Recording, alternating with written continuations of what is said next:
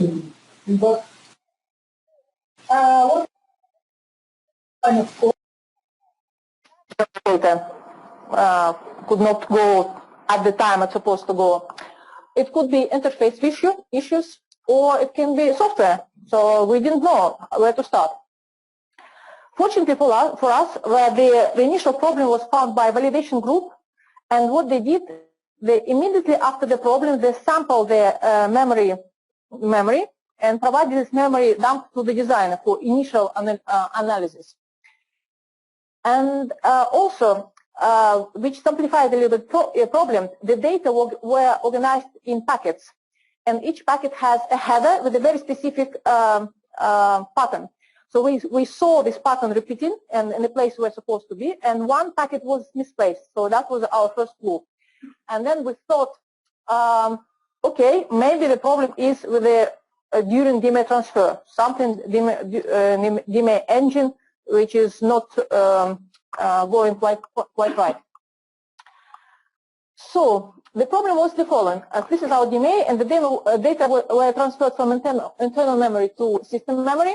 And this is our packets, as I said, organized blocks, organized in packets. We had 6 packets in each block and 4 cells constituting one packet. Then the packet in pink, it's our header packet, and it's supposed to be nicely placed in the same distance in the system memory. In current case, for the address 100. So what was happening when during the failure, that this header packet was misplaced by 32 bytes. And what we saw that where the header packet is supposed to go, it was previous memory data. So that was our first initial analysis. And then what we thought, right, okay, and then also gathering information, this offset of the header packet was remained by subsequent blocks. And the analysis,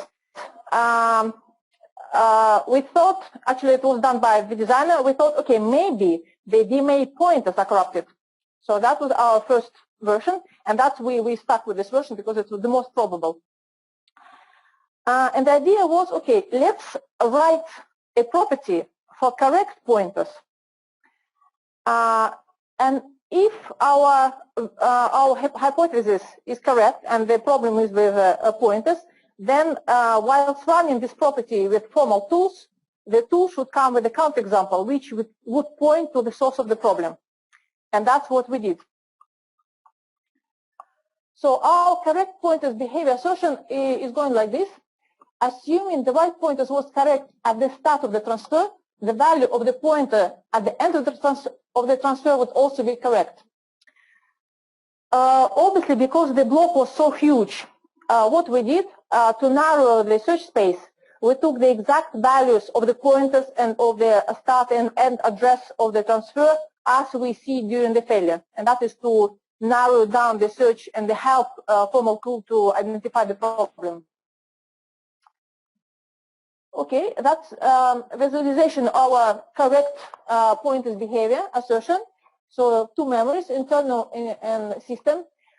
We see the DMA, and we have some configuration registers in the DMA. And amongst them, a start and end address of the source address from internal memory, and start and end address of the destination where the data will be going to. And this is our start and end pointers, and the assertion would say, okay, starting from the start pointer, which is correct, the end pointer should be that address which we expect. While translating, we used IFV for that, Cadence IFV, and PSL for writing the assertion itself. And just to give you quite the exact property that is going like this. So the first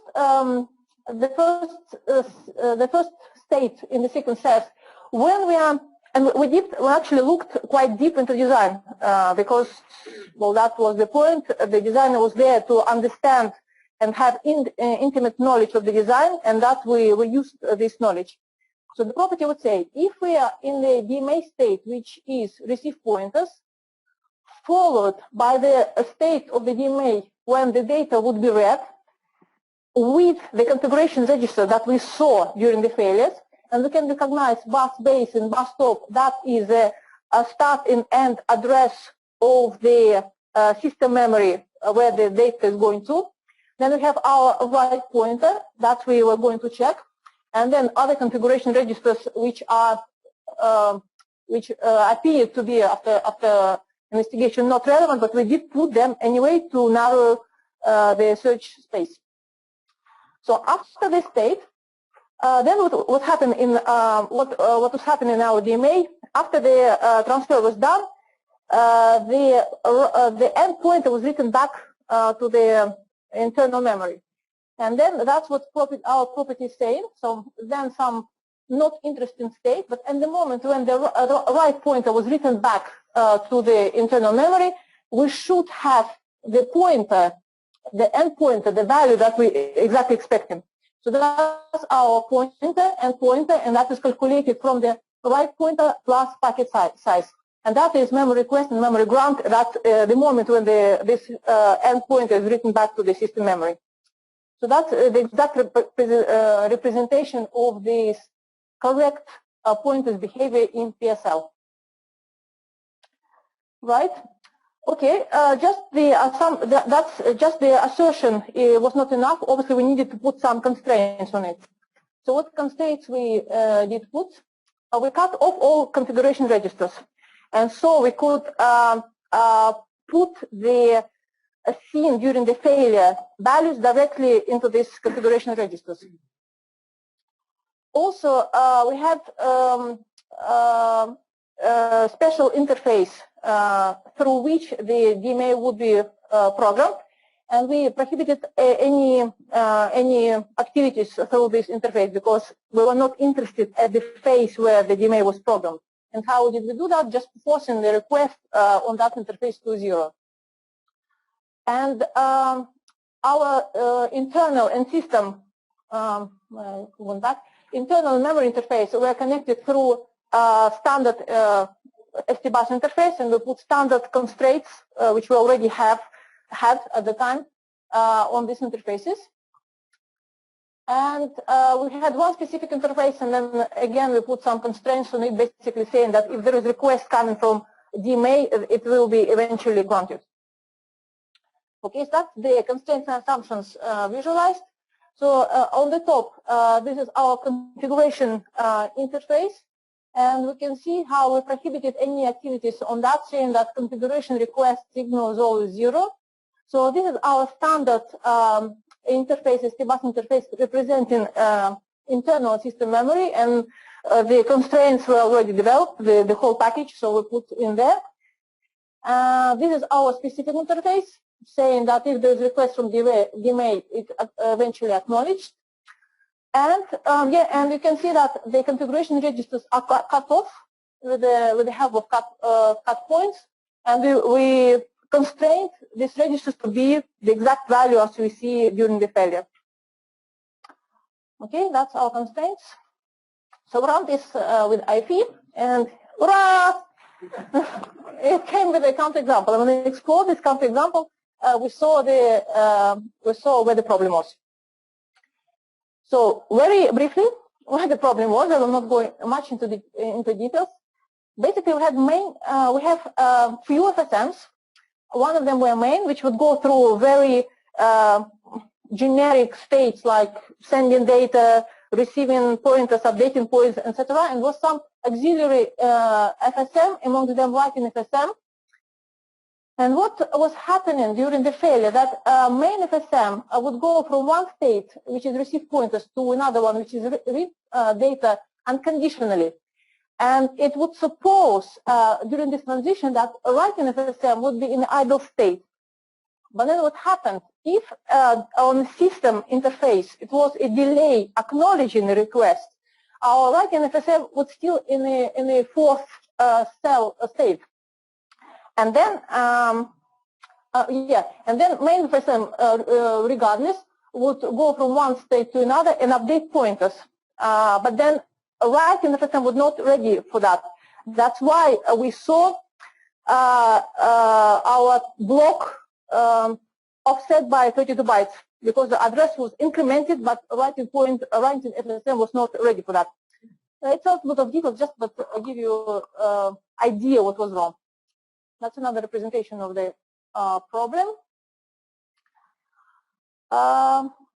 Right. Yeah. So yeah, that's again what was wrong. So basically, if the on the system interface, the request was not acknowledged during 10 clock cycles, and it was another DMA transfer waiting, then we saw this problem. So basically, triggering condition was highly dependent on both system behavior and DMA engine loading. And when we understood that, we could reproduce that behavior in simulation, just to confirm. So why did we miss it? We obviously did verify the block. That was not me, just for the record, but it was verified. Right. What was happening during the verification, the delay on the system bus was assumed to be less than 10 cycles. So we missed this sweet spot for the bug where delay was between 10 cycles and let's say 20 cycles. And then we, again, when we understood that, we could reproduce it in simulation. Few issues we run during our investigations. First of all, it was very, very silly. I was putting during my constraints 0 and 1, 1, 1, 0, 1, thinking that I'm putting binary value, but actually it was interpreted as decimal. So that took a couple of days actually to understand what was going on. Another was one a little bit more serious. So tool would report the assertion as the assertion failing, but the trigger condition not met, and that would appear a problem with the tool. So we did some test cases sent to our friends in Cadence, and hopefully it's fixed now. But that was a little bit so we were not sure should we trust the tool or not. Despite of this, while investigated, we still found a problem, and with these delays, the debug time extended from 1 week, which would be otherwise spent, to 2 weeks. And we really were really pleased with that, because otherwise, if we not employed this strategy, we would spend months and months to investigate where the problem is. So my personal view, and I do believe in what I'm saying, that we should cooperate very closely with designers. And I'm not talking when I need to write properties. Of course, I need to take specification. But when it concerns debugging, and when we are in a very critical and time, we need to do something very fast, I really think that is the way to proceed. Because I wasn't familiar with the design. The designer was. And then he suggested actually this behavior. So because it would take me time to understand the design and then what property to write. But because he kind of felt what could go wrong, he suggested what we were going to write. And then I implemented the environment and then how we found it quite quickly. And also the initial data came from the validation engineer. And I think that's it. Thank you very much. Thank you. Thank you, Julia.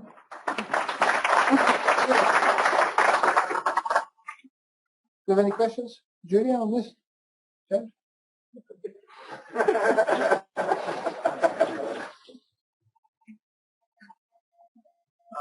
It's just about the constraint. From your presentation, look that okay, to focus to try to find the bug, the constraint was quite tailored for the specific situation. Have you investigated to relax the constraint after you found the bug to help format to find other possible missing issue? From the memory, I think we did try, but then the tool would not swallow the generic. So you found a kind of limitation. Yeah, of the tool. Okay. I guess following on from Chris at Broadcom as well, have you deployed Formal more widely after this success or not? After that, we definitely, following this example, we did check formally pointers for another blocks a couple of times, a couple of blocks. Yeah, but we're trying with the help, with the permission of my manager sitting just over there. We are trying. Yes. Okay. Thank you very much. Thank you.